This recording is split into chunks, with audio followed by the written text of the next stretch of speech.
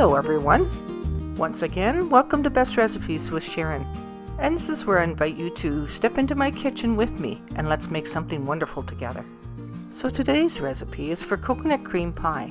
It's made on a flaky pie crust and topped with real whipped cream and toasted coconut. Stay with me and I'll show you how to make this completely homemade. It all starts by making an absolutely delicious and flaky pie crust. So you start by placing 5 cups of all-purpose flour in a large mixing bowl.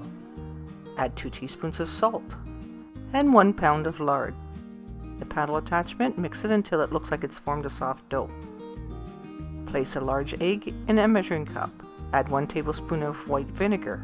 Then fill it up with cold water till it reaches the 1 cup level. I take a fork and mix it until it's thoroughly combined, and then I add it to the dough and mix that in. Don't mix it for very long at this point, just until it's mixed and that's it. Then add another half a cup of all-purpose flour and mix that just until it's combined. Dough should be soft and a little bit tacky. And this allows you to add flour when you go to roll it out without drying out your pie crust.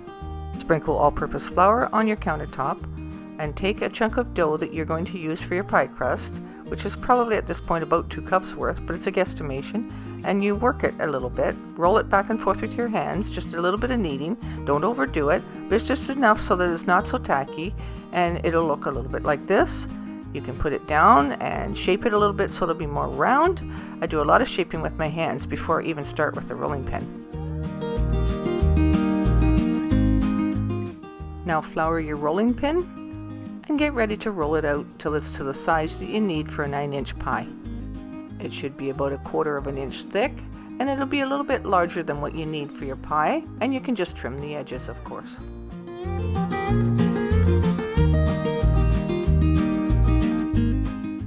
Then when you go to place it in your pie plate, you just fold the dough over in half and pick it up like this and flip it back over. Be aggressive with it and just tuck it in and make sure there's no air bubbles, and then it's firmly pressed against the sides and bottom.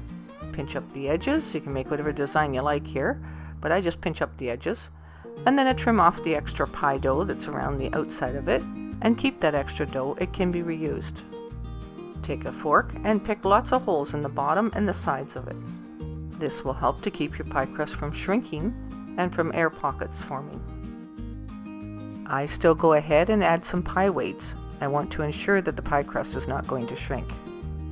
So you need to preheat your oven to 425 degrees. Then take your pie crust and place it on the middle rack. Place the rest of your soft dough in a Ziploc bag, place it in the fridge, and it'll store in the fridge for up to 2 weeks. Then take it out and warm it up to room temperature before rolling it out for another pie.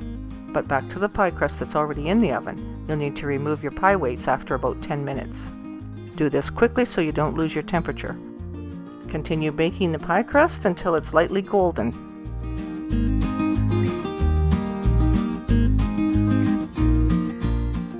Then I place it on a cutting board and let it cool down. Okay, so on to making delicious coconut cream filling.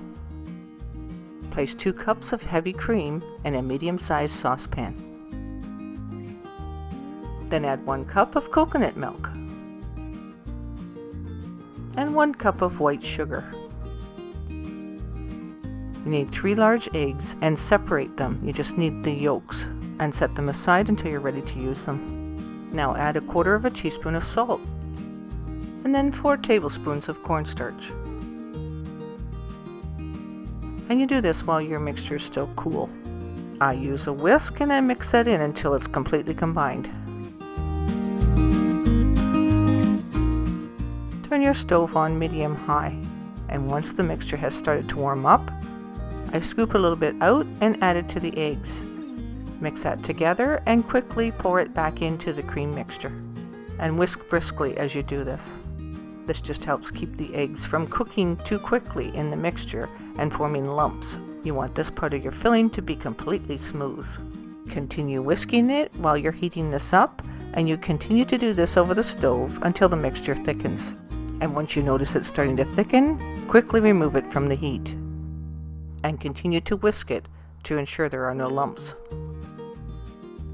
Then add 1 tablespoon of real butter. Mix that in a little bit. Now add 1 teaspoon of vanilla. Then add 1 cup of shredded and sweetened coconut and mix that in until it's well combined. And you can see how it has thickened up quite nicely. You can set that aside to cool down. And once it's cooled to about room temperature, you can add it to your pie crust. Letting the cream mixture cool down before adding it to the pie crust helps to prevent it from causing a soggy crust.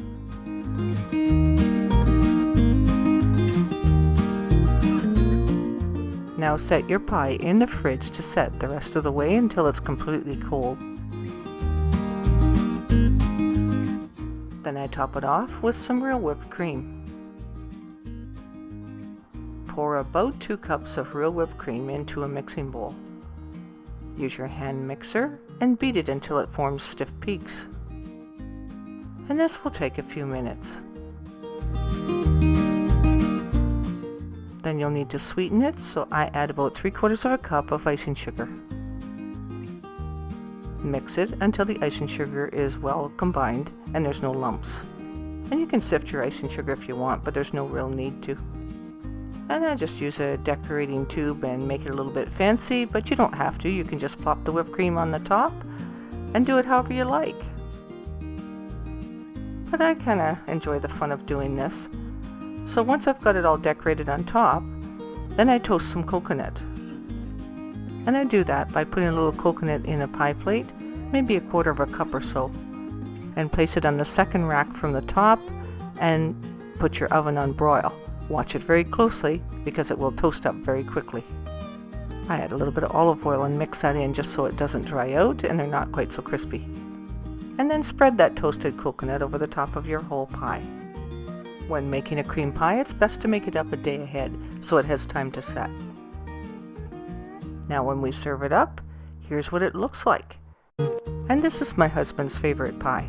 So I'm sharing this recipe with you, and I hope you enjoy it as much as he does. Thanks so much for watching today's episode, and until next time, happy eating!